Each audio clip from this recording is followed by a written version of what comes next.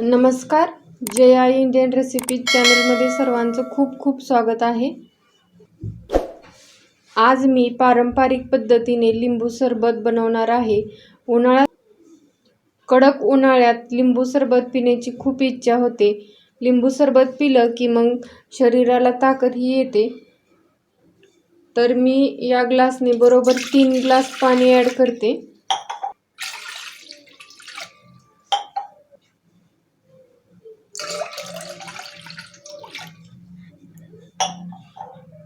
इथे मी 3 ग्लास पाणी ॲड केलेलं आहे. पाणी आहे ते थंड आहे.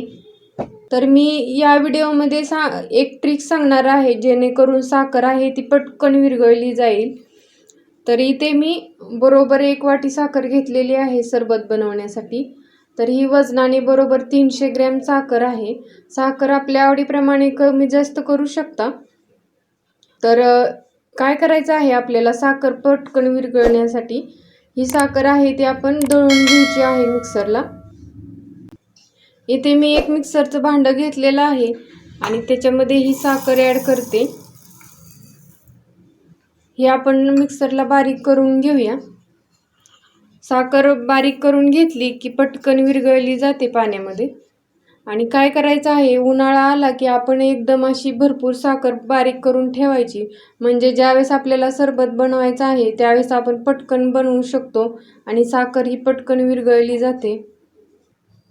इथे मी साखर बारीक करून घेतलेली आहे.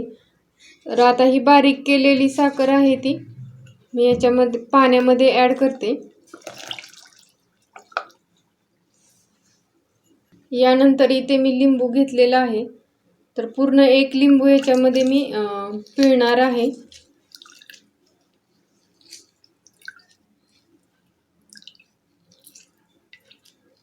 लिंबाची साल आहे ती पाण्यात पडून नाही द्यायची, कारण साल असते ती कडवट असते.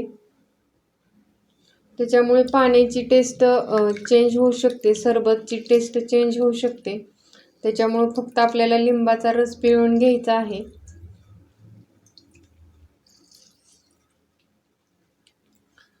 लिंबाचा रस पिळून झाला की आपल्याला याच्यामध्ये अगदी थोडंसं म्हणजे पाव चमचा मीठ ॲड करायचं आहे.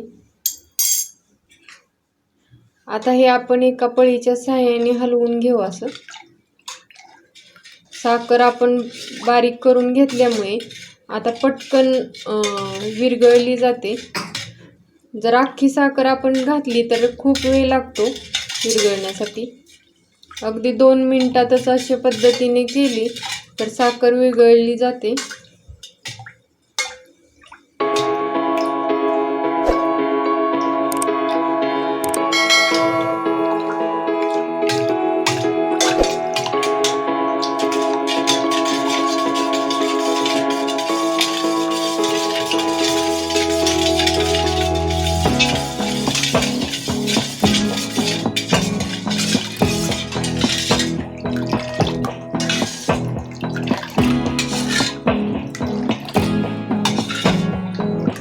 इथे पाहू शकता साखर विरघळलेली आहे.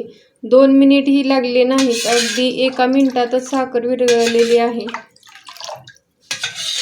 तर इथे आपला पारंपरिक पद्धतीचा लिंबू सरबत तयार झालेला आहे.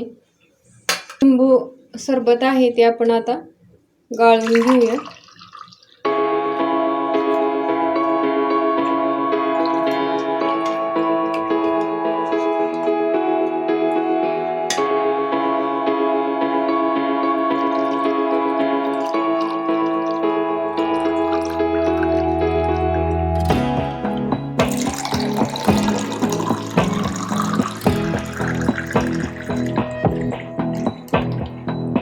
सरबत छान तयार झालेला आहे. थंडगार लिंबू सरबत तयार झालेला आहे.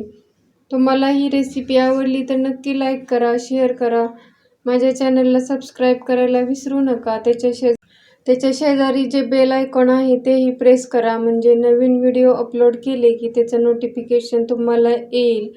व्हिडिओ शेवटपर्यंत पाहिल्याबद्दल सर्वांचे धन्यवाद. पुन्हा भेटू अशाच नवीन रेसिपी बरोबर. तोपर्यंत नमस्कार.